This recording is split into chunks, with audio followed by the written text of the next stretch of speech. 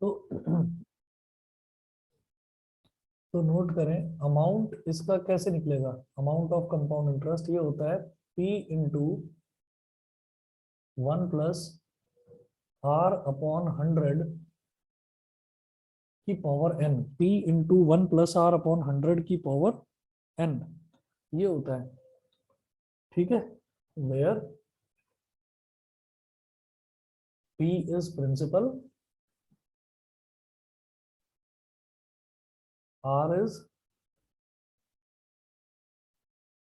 rate of interest, and n is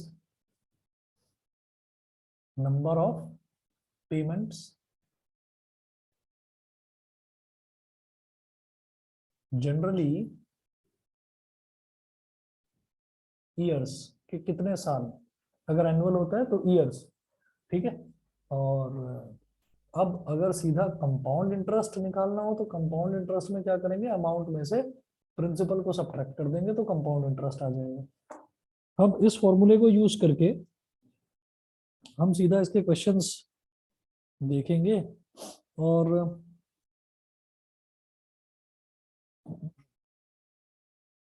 अच्छा, इसमें ना 2-3 चीजें और नोट करनी है बेटा। एक ये नोट कर लो, equivalent nominal and effective rates of interest. तो यहाँ लिखें, when compound equivalent nominal and effective rates of interest, ये लिख लीजिएगा, हेडिंग डालना equivalent comma nominal, equivalent comma nominal and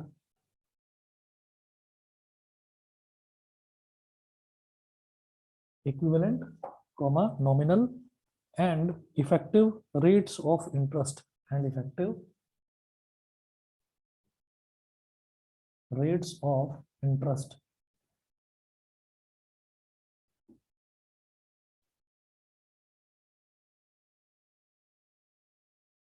and effective rates of interest। इसमें नोट करें, when interest is compounded more than once in a year, when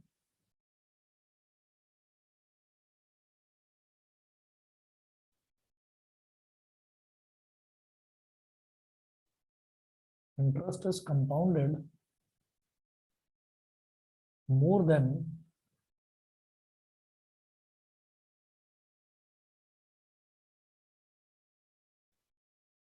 when interest is compounded more than once in a year, comma, the given annual rate is called nominal rate,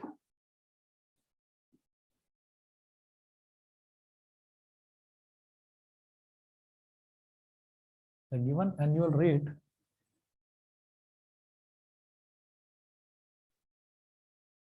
is called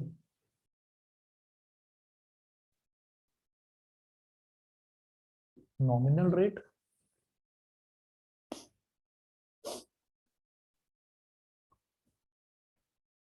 next point लिखेंगे,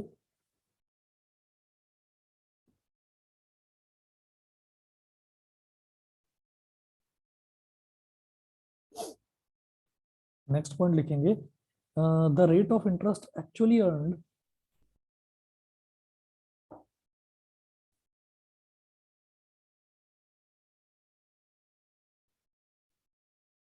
the rate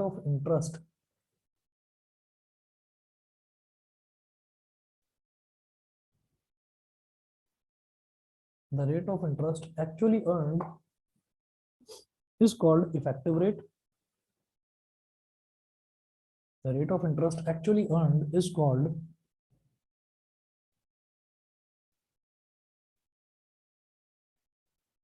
effective rate। और तीसरा,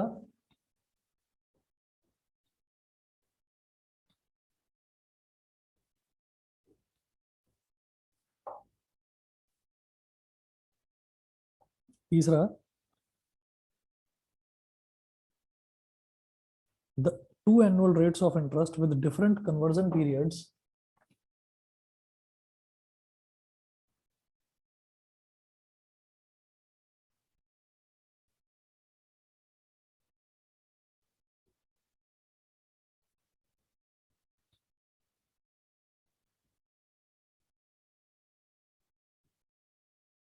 two annual rates of interest with different conversion periods, two annual rates of interest with different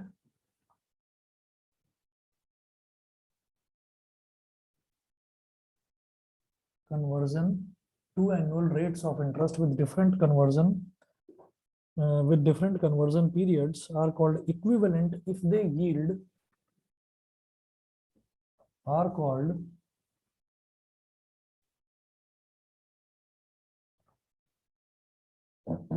equivalent if they yield, are called equivalent if they yield the same compound amount at the end of the year. If they yield the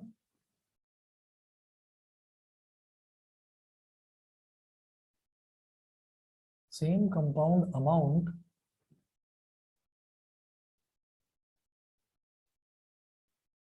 at the end of the year.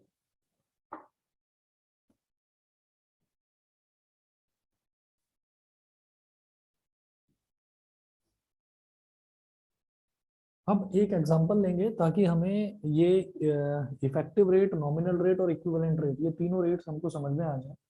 तो एक इसका example लेंगे। Example में हम ये लिखेंगे कि for example ₹10,000, for example ₹10,000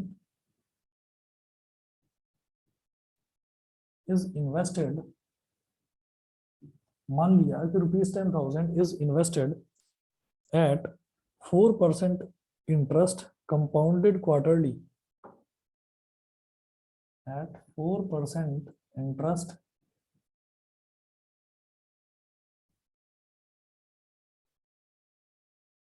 compounded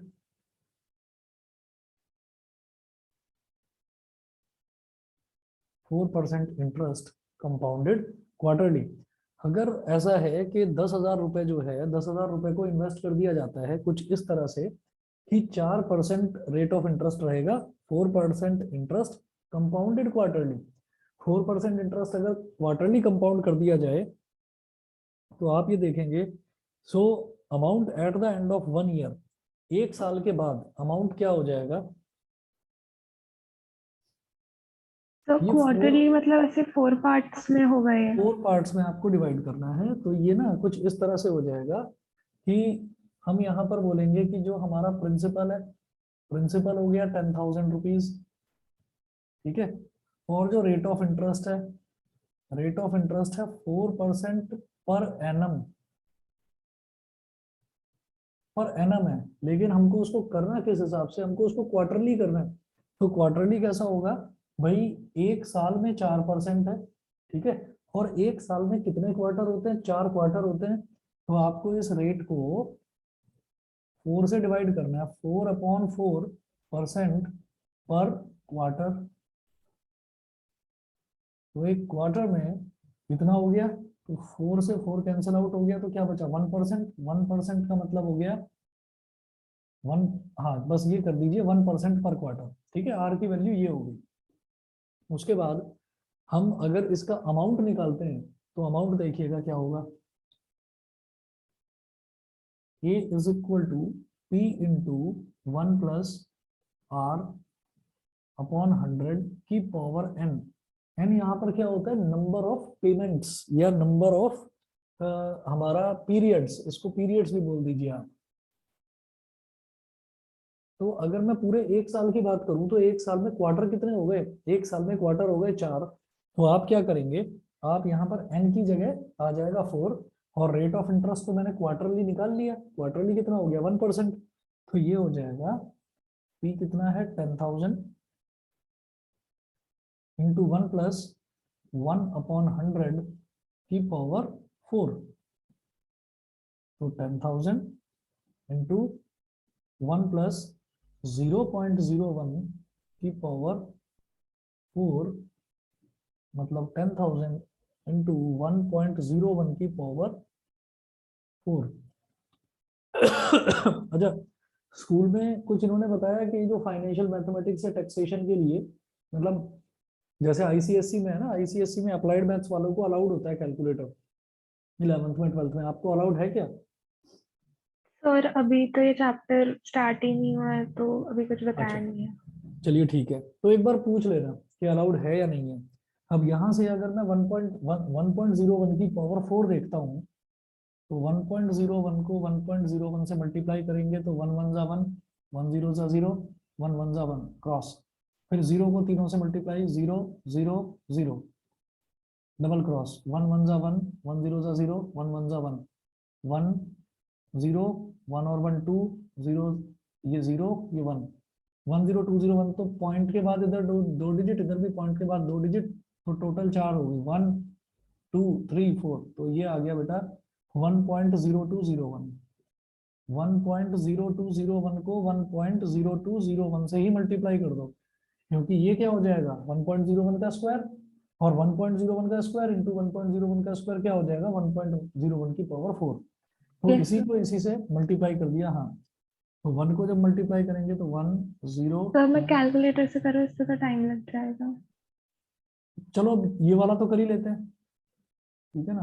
1 2 3 4 5, 1 2 3 4 5, फिर डबल क्रॉस लगाओ, 2 से करो, 2 1 जा 2, 2 0 जा 0, 2 2 जा 4, 2 0 जा 0, 2 1 जा 2, फिर ट्रिपल क्रॉस लगाओ, और ये 1 2 3 4 5, फिर 1 2 3 4 बार क्रॉस लगाओ, 1 0 2 0 1 1, ये हो गया 1, ये हो गया 0, 2 + 2 4, 0 0 0 0 1 4 5 और 1 6 0 4 0 1, ठीक है। तो 8 के बाद में आप पॉइंट लगा दो, 1 2 3 4 5 6 7 8, तो कुल मिलाकर ये आ गया 1.04, ठीक है। तो मैं इधर लिख रहा हूँ इसको, ये हो जाएगा 10,000 इंटू 1.04, 10,000 इंटू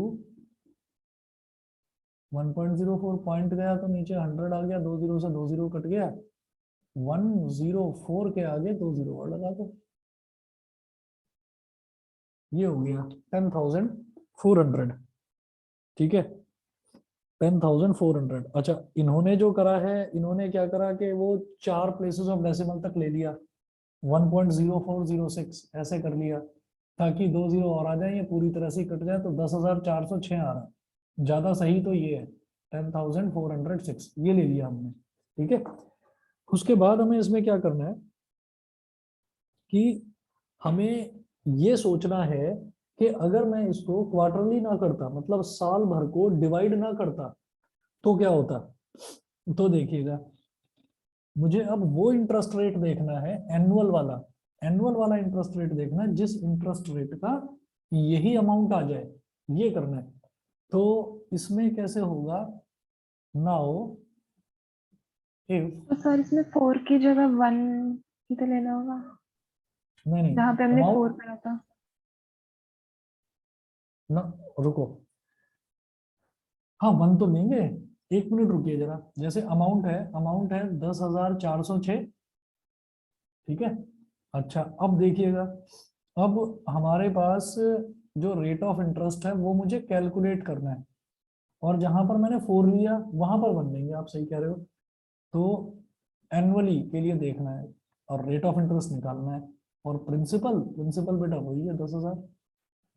तो आप कैलकुलेट करें, A is equal to P into 1 + R/100 की पावर n। तो A कितना है 10,406 इज इक्वल टू 10,000 और 1 + R/100 की पावर 1, ये हो गया।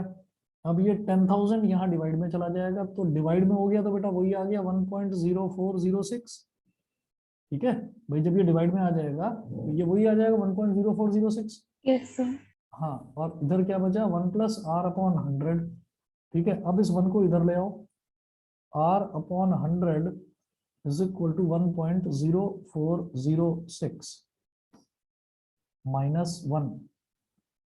तो r/100 इज इक्वल टू 0.0406। और जब ये 100 इधर मल्टीप्लाई हो जाएगा तो r कितना हो गया, 4.06%। ठीक है, तो ये जो आया है ना हमारे पास, कि अगर किसी भी एक को, जैसे यहाँ पर ये लिखा हुआ है कि 2 annual rates of interest with different conversion periods are called equivalent if they yield the same compound amount at the end of the year। कि अगर एक साल के बाद में जो एक साल के बाद में अगर वो जितना भी आपको रेट ऑफ इंटरेस्ट देता है, आपने क्या करा कि दो अलग अलग कन्वर्जन पीरियड्स हैं। तो एक पीरियड में क्या है कि वो बोल रहे हैं क्वार्टरली आपको इंटरेस्ट पे करना है, और एक में बोल रहे हैं कि नहीं आपको ईयरली पे करना है। तो आपने जैसे क्वार्टरली वाला ले लिया, तो क्वार्टरली वाला करने के बाद में मतलब आपने पूरे साल को 4 क्वार्टर्स में डिवाइड कर दिया, तो अमाउंट कितना आया, 10,406। तो ये सेम अमाउंट हमें कितने rate of interest per annum यानी कि एनुअली कितना रेट ऑफ इंटरेस्ट हो, तो हमको ये सेम अमाउंट मिल जाएगा। तो वो रेट ऑफ इंटरेस्ट है 4.06%। इसको बोलते हैं बेटा इक्विवेलेंट रेट ऑफ इंटरेस्ट। ये हमारा सबसे पहले वाला है इक्विवेलेंट रेट ऑफ इंटरेस्ट। बताइए जी, समझ में आ गया? Yes sir. ठीक है, अच्छा।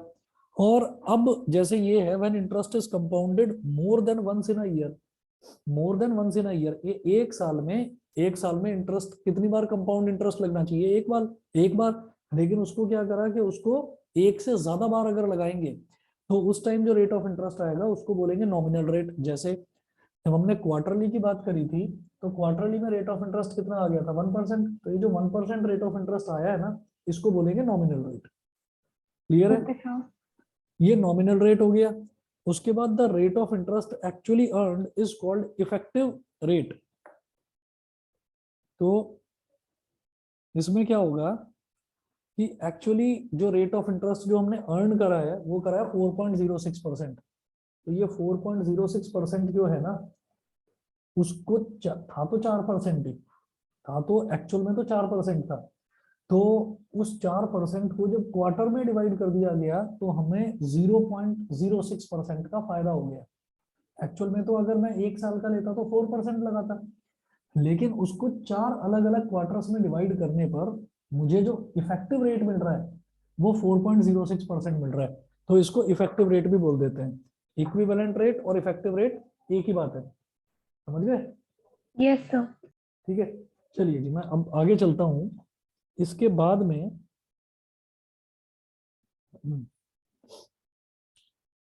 में आप नेक्स्ट नोट करेंगे रियल इंटरेस्ट रेट। इधर कर रहा हूं ये पोर्शन मिटाकर।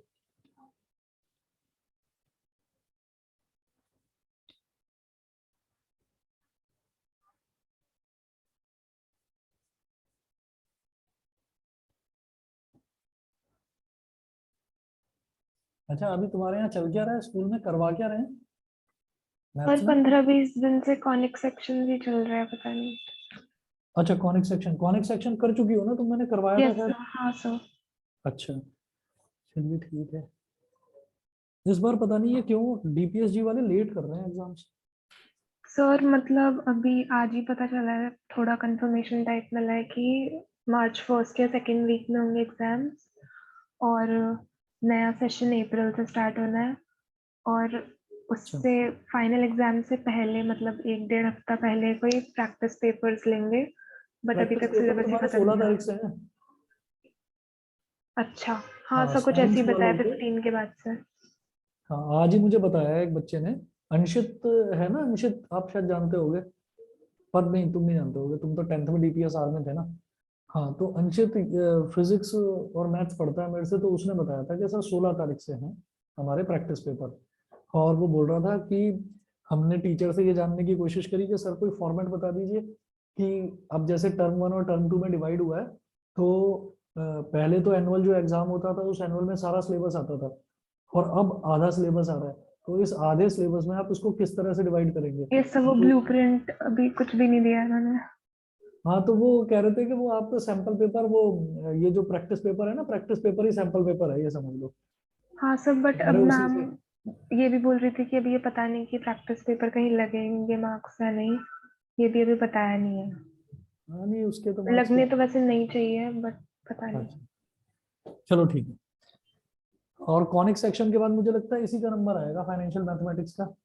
हाँ सर, और इसमें मतलब 3 टॉपिक है सर, मतलब थोड़ा टाइम लग सकता है, बट पता नहीं कैसे कवर कराएंगे। चलो वो उनकी हेडेक है, हो सकता है करवाएं, हो सकता है ना करवाएं, बाकी देखते हैं। वो भी मेरे को ये बता रहा था अंशित भी कि सर मुझे समझ में नहीं आ रहा कि बहुत ही, मतलब सारे ही टीचर जो हैं, एक को नहीं कह सकते, सारे ही टीचर बहुत स्लो स्लो पढ़ा रहे हैं। कहता है जैसे यस कुछ सर, और मतलब सर इंस्ट्रक्शन। जैसे अभी इको का है, तो इको में मैम ने बोला 15 तक हम ट्राई करेंगे सिलेबस कंप्लीट करना, और फिर उसके बाद प्रैक्टिस पेपर है, तो पता नहीं, टाइम नहीं मिलेगा उतना फिर। अच्छा, हाँ और वो भी। मैथ्स में भी ऐसी है मैम, पता नहीं एक ही चैप्टर पे अटकी हुई है आपको बहुत टाइम। मैथ्स कौन पढ़ाता है? तो और एक मैम है रानू गोयल। रानू मैम ना? हाँ सर। ये तो बहुत पुरानी टीचर है और बहुत अच्छी टीचर है। हाँ सर, वो पढ़ाती अच्छा है, बट पता नहीं इस बार काफी लेट टाइप चल रहा है। नहीं नहीं नहीं, वो कुछ ना कुछ मुझे लग रहा है कुछ इंस्ट्रक्शंस ही दे रखी हैं, नहीं तो डीपीएससी तो सबसे पहले कर लेता है। और अप्रैल का यस तो सवाल ही नहीं उठता, ये 25 या 26 फरवरी से तो इनका 12th और 10th स्टार्ट हो जाता है। Yes sir. तो हो सकता है या तो कुछ मैनेजमेंट चेंज हुई हो, या हो सकता है इस चीज की किसी ने शिकायत कर दी हो, कुछ ना कुछ बात जरूर है। और अब डीपीएसजी की वजह से बाकी सारे जो स्कूल्स हैं वो भी अपनी डेट शीट्स ना, वो पोस्टपोन कर रहे हैं, या फिर अनाउंस नहीं कर रहे हैं, कह रहे हैं हाँ होने वाले हैं, होने वाले हैं, बता नहीं रहे हैं। यस सर, सर अभी डेट शीट तो हमें भी नहीं पता, हमें पहले प्रैक्टिस पेपर की कुछ पता चलेगी अभी 1-2 दिन में, और फाइनल ऐसा वाली तो अभी भी नहीं पता है। और ऐसा भी हो सकता है, सुनिए, ऐसा भी हो सकता है कि जैसे अप्रैल में बोर्ड के एग्जाम्स होने हैं इस बार, हर बार बोर्ड के एग्जाम्स मार्च में होते थे, तो यस ये सर। फरवरी में करवा के बच्चों को फ्री कर देते थे, 9th और 11th वालों के फरवरी में एग्जाम्स करवा देते थे। अब इस बार क्योंकि बोर्ड के एग्जाम्स अप्रैल में है, तो इस वजह से हो सकता है कि शायद ये मार्च में करवा रहे हो आप लोगों का, आपके फाइनल एग्जाम्स मार्च में करवा रहे हो, ये भी हो यस सकता सर, है हो कोई नहीं। सकता है। चलिए खैर, हमें क्या, अगला देखिए, रियल इंटरेस्ट रेट। तो जितना इस दौरान तो जितना एक्स्ट्रा टाइम मिल जाता है उतना ही अच्छा है।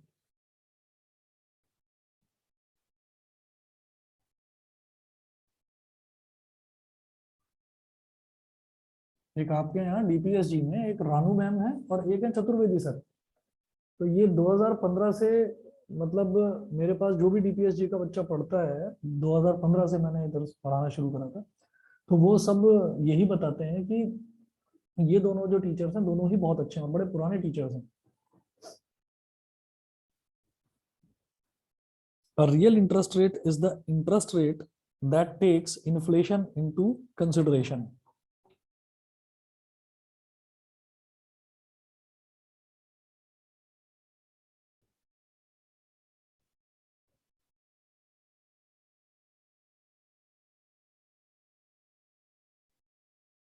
A real interest rate is the interest rate that takes inflation into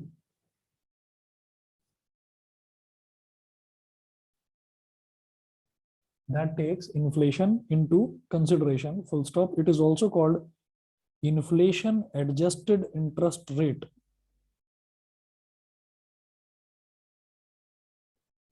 It is also called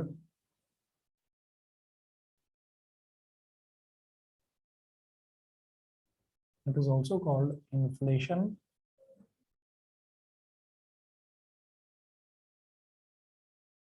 adjusted. It is also called inflation adjusted interest rate. ठीक है? Real interest rate is equal to nominal interest rate minus actual inflation rate. Real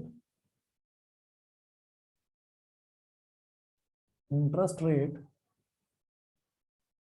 is equal to nominal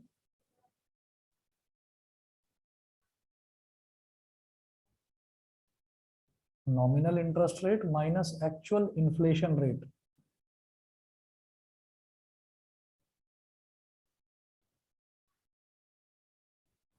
nominal interest rate minus actual inflation rate.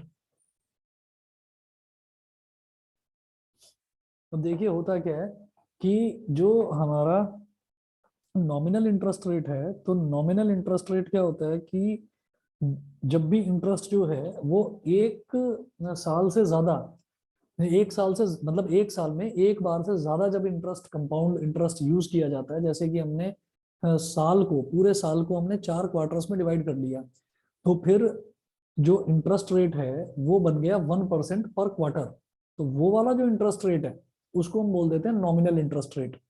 तो nominal interest rate है, nominal interest rate minus actual inflation rate. Inflation rate क्या है कि कीमतों का बढ़ना, और कीमतें बेसिकली जैसे गोल्ड होता है या सिल्वर होता है, तो इनकी जो वैल्यूज होती है, इनके जो प्राइस होते हैं, उनके प्राइस जब घटते और बढ़ते हैं तो उस हिसाब से करेंसीज का भी घटना और बढ़ना होता है। तो कई बार ना आपने जैसे देखा होगा कि रुपी जो है कि $1 इज इक्वल टू 74 रुपीज या 75 रुपीज ऐसे होता है, और $1 इज इक्वल टू, मान लो वो घटते घटते 70 रुपी पर आ गया, $1 इज इक्वल टू 70 रुपी। तो ये कहते हैं कि जो डॉलर है, डॉलर डिफ्लेट हो रहा है। डिफ्लेट मतलब डॉलर की कीमत रुपी के कंपैरिजन में कम होती जा रही है। पहले 1 रुपया, पहले $1 75 रुपीज के बराबर था, अब $1 70 रुपीज के बराबर है। तो इसका मतलब डॉलर डिफ्लेट हो गया। इसका यस। मतलब, इसका मतलब यूएस में डिफ्लेशन आ गया। और हम ये कहते हैं कि अगर उसकी कीमत बढ़ती जाती है तो हम ये कहते हैं कि ये तेजी आ रही है मार्केट में, इन्फ्लेशन होता जा रहा है। इन्फ्लेशन मतलब मार्केट में जो करेंसी है, करेंसी की वैल्यू बढ़ती जा रही है। तो वो हमें उतना ज्यादा डिटेल में नहीं जाना है, हमें तो सिर्फ ये है कि जो इन्फ्लेशन रेट दे रखी है उसको हमें नॉमिनल इंटरेस्ट रेट में से सब्ट्रैक्ट कर देना है, तो रियल इंटरेस्ट रेट आ जाएगा। तो इसका एक एग्जांपल देखते हैं। सर आप एक बार ये नॉमिनल वाला फिर से बता दो। हाँ, नॉमिनल वाला फिर से बता देता हूँ। नॉमिनल वाले में बेटा ये है कि when interest is compounded more than once in a year, the given annual rate is called nominal rate. जो इंटरेस्ट अच्छा है, सर, ये वो क्वार्टर वाला ही है, मैं भूल गई थी। हाँ ये वो क्वार्टर वाला ही है, लेकिन जो एनुअल रेट होता है ना उसी को बोलते हैं नॉमिनल रेट। जैसे 4% है यहाँ पर, जो ये 4% पर एनम है, तो 4% पर एनम वैसे क्या है, वैसे तो ये एक्चुअल इंटरेस्ट रेट है, एक्चुअल में तो इंटरेस्ट रेट ये है एनुअल वाला। यस। लेकिन इसको नॉमिनल, इसी को, इस 4% को ही नॉमिनल रेट कब बोलेंगे, जब हमको ये बोला जाएगा वैसे तो ये एक्चुअल रेट है, लेकिन इसको नॉमिनल रेट कब बोलेंगे, जब हम ये कह देंगे कि नहीं इसी इंटरेस्ट को आपको 4 क्वार्टर्स में डिवाइड करना है। तो क्वार्टरली इंटरेस्ट रेट तो 1% हो गया, लेकिन अगर नॉमिनल रेट बोला जाएगा तो ये कहा जाएगा कि भाई पर नॉमिनल रेट तो पर एनम ही निकाला जाता है। फॉर एग्जाम्पल, अगर आपसे ये कहा जाए कि आपको किसी ने पैसा दिया और आपको वो पैसा जो लौटाना है वो 1% मंथली रेट पर लौटाना है, 1% मंथली रेट पर, तो नॉमिनल रेट क्या हो जाएगा, आप पर एनम के लिए निकालेंगे तो यानी कि 12 मंथ्स के लिए ही बताएंगे। तो एक महीने का 1% मंथली रेट है, तो ईयर का क्या हो जाएगा, 12%। 12%। हाँ, तो वो जो 12% है आपके लिए वो होगा नॉमिनल रेट। समझ गए? Yes sir. ठीक है, चलिए। तो अब इसका, ये तो नॉमिनल रेट हो गया, और inflation rate will be given in the question कि भाई कितना इन्फ्लेशन चल रहा है किसी भी कंट्री में, कितना इन्फ्लेशन चल रहा है। तो अब जरा इसका एक एग्जांपल देखते हैं। एग्जांपल है, a person borrowed rupees 3,000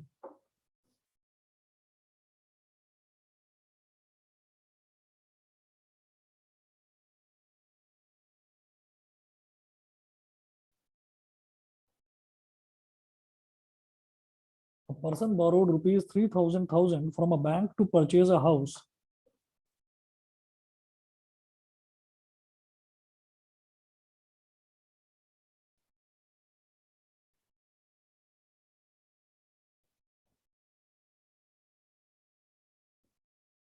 From a bank to purchase a house at the rate of 7% per annum.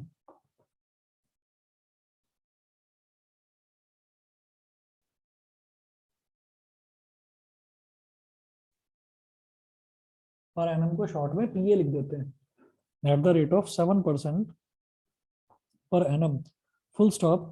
Assume that inflation rate is 3% that year.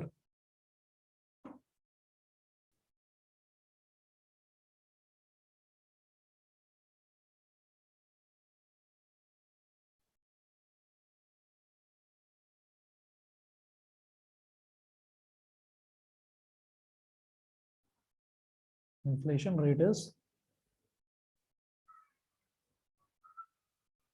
3% that year. 3% that year. तो अब आप ये देखिएगा कि जब ये ना कुछ ऐसा मेंशन नहीं करा होता कि भाई उसको जो इंटरेस्ट रेट है उस इंटरेस्ट रेट को आपने मंथली डिवाइड करा है या ईयरली डिवाइड करा है, तो जो एक्चुअल इंटरेस्ट रेट है उसी को हम नॉमिनल रेट मान लेते हैं।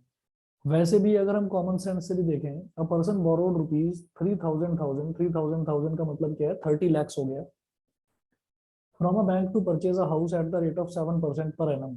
ठीक है, तो जब भी कोई इंसान घर खरीदता है और घर खरीदने के लिए वो लोन लेता है बैंक से, तो उसको ईयरली पे नहीं करना होता, उसको वो मंथली पे करना होता है। ठीक है, तो ये जो 7% पर एनम है, इसी को वो पर मंथ में डिवाइड करेगा। यानी कि जब ये पूरे साल का इंटरेस्ट छोटे छोटे और पेमेंट्स में, छोटे छोटे और पीरियड्स में डिवाइड हो गया, तो इसी वजह से इस 7% पर एनम को हम नॉमिनल रेट बोलेंगे। उसमें से इन्फ्लेशन रेट को आप सब्ट्रैक्ट कर दो तो आपका रियल इंटरेस्ट रेट आ जाएगा। ठीक है, तो इस केस में रियल इंटरेस्ट रेट कितना आ जाएगा, रियल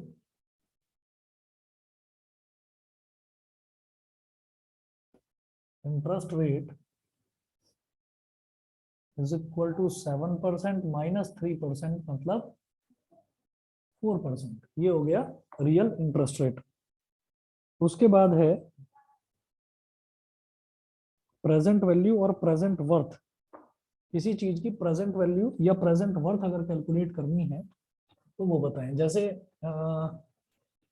फॉर एग्जांपल हम अगर पैसे की बात करते हैं तो मनी की value, if a country is growing in every aspect, अगर प्रॉपरली कोई कंट्री अच्छे से ग्रो कर रहा है तो जो मनी होता है, मनी की वैल्यू धीरे धीरे धीरे धीरे समय के साथ बढ़ती जाती है। यस तो सर। हम ये कहते हैं कि अच्छा, जैसे गोल्ड है तो गोल्ड की भी कीमत समय के साथ बढ़ती है।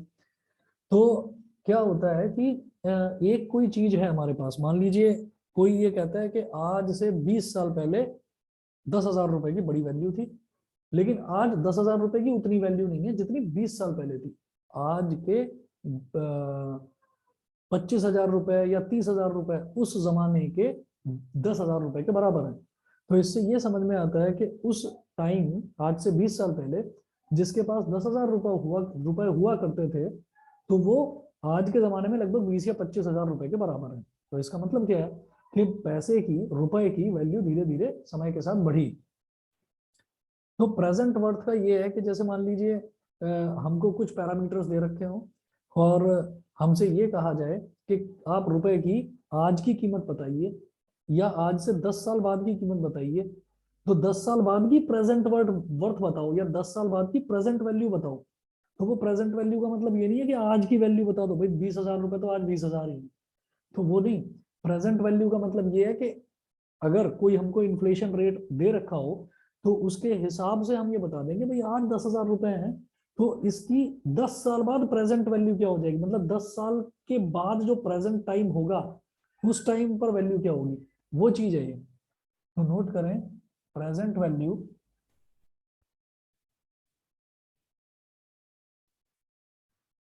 और प्रेजेंट वैल्यू और प्रेजेंट वर्थ, प्रेजेंट वैल्यू और present worth of a sum of rupees p, of a sum of rupees p, capital P, due an year,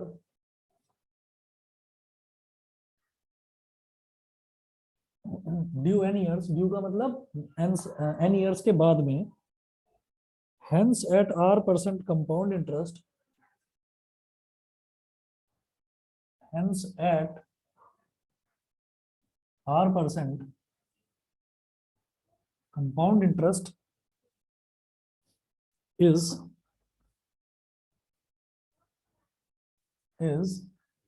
PV मतलब present value is equal to P upon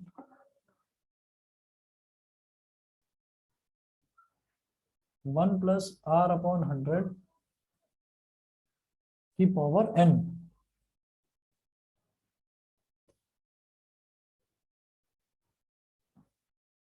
ठीक है, तो ये हो गया हमारे पास present value.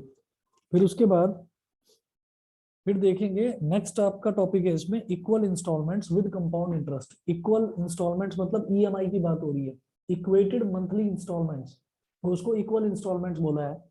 तो नेक्स्ट आप लिखें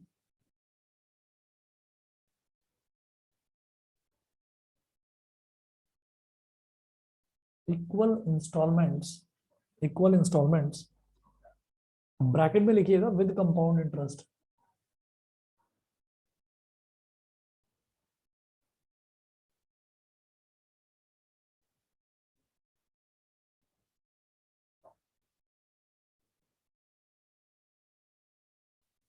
equal instalments with compound interest.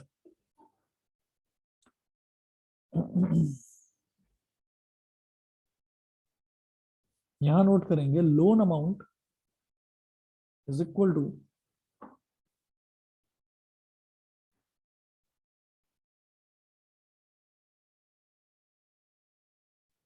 Loan amount is equal to P into 100 upon 100 plus R, 100 upon 100 plus R plus 100 upon 100 plus R का स्क्वायर, 100 अपॉन 100 प्लस R का whole square plus 100 upon 100 plus R का whole cube, 100 upon 100 plus R का whole cube. Bracket बंद करो, और bracket बंद करने के साथ साथ तो यहाँ पर डॉट डॉट डॉट लगा दो। इस डॉट डॉट डॉट का मतलब क्या है कि आप ये सोचिए कि हमने लोन लिया ही 3 साल के लिए था, ठीक है। तो लोन अमाउंट कैसे रिकवर करा जाता है कि ये जो पी है ये तो आपका हो जाएगा कि आप कितने इंस्टॉलमेंट्स दे रहे हो, मतलब इंस्टॉलमेंट की कीमत कितनी है। फॉर एग्जाम्पल आप 10,000 रुपये महीना रीपे कर रहे हो, तो ये पी तो वो हो गया, और इससे आपका पूरा लोन का अमाउंट आ जाएगा कि आपने इतना मतलब लोन चुकाया वापस। देखिए अगर आप लोन लेते हैं 1 लाख रुपए का, मान लीजिए लोन लिया, तो आप एग्जैक्टली 1 लाख नहीं लौटाते, रेट ऑफ इंटरेस्ट के साथ, मतलब आप थोड़ा सा वो बढ़ जाता है, तो आपको ज्यादा पे करना पड़ता है जब भी आप लोन लेते हैं। तो जरा देखिएगा इसमें है where P is equal to each equal instalment, where P is equal to each equal installment। ये तो each equal installment हो गया, R हो गया rate of interest per annum,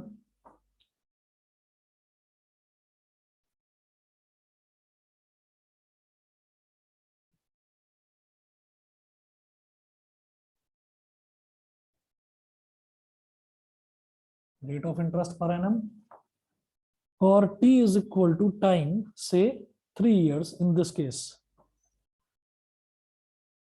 T is equal to time, bracket में लिखिए, से 3 years in। तो सर जितना ज्यादा टाइम होता होगा उतनी बार ये आगे प्लस होता जाता है। लोन अमाउंट ना उतना ही बढ़ता चला जाएगा कि आप मतलब कितना ज्यादा, जैसे मान लीजिए 1 लाख रुपए आपने लिया और आप ये कहते हो कि मैं ना इसको 1 साल में ही मैं चुका देंगे, हम इसको 1 साल में ही। तो अगर 1 साल में ही आप उसको चुका देंगे, तो आपने 1 लाख रुपए लिया, तो हो सकता है आपको 1,05,000 या 1,10,000 रुपए देना पड़े बस। अगर आप बोलते हैं कि नहीं मैं इसको 2 साल में चुकाऊंगी, तो क्या हो जाएगा, हो सकता है 1 लाख, फिर आपको वो कितना पड़ेगा, आपको रीपे करने में वो कितना पड़ेगा, हो सकता है आपको 12 या 15,000 रुपए एक्स्ट्रा देना पड़े। ठीक 3 साल में और ज्यादा पे करना पड़ेगा, 4 साल में और ज्यादा, मतलब जो मेन जो आपने लिया है, जो मेन प्रिंसिपल अमाउंट है, वो तो आप लौटाओगे ही लौटाओगे, लेकिन जितना ज्यादा टाइम ड्यूरेशन होता है तो उतने ज्यादा टाइम ड्यूरेशन में आपको पे भी उतना ही ज्यादा करना पड़ता है। समझ गए? Yes sir. ये चीज है। तो ये इसमें सारा थ्योरेटिकल पोर्शन था। अब इसके न्यूमेरिकल्स जो हैं वो मैं आपको करवाता हूँ, मंडे को करवाता हूँ जी, अगली क्लास मंडे को लूंगा 7 तारीख को। ठीक है? Okay sir. हाँ, और सुबह लूंगा तो मैं आपको बता दूंगा सुबह किस टाइम। अगर मान लो सुबह लेना पॉसिबल नहीं हो पाया तो दोपहर में ले लूंगा। Okay sir. ठीक है, चलिए ji, okay. Okay sir, good night, thank you. Okay, good night.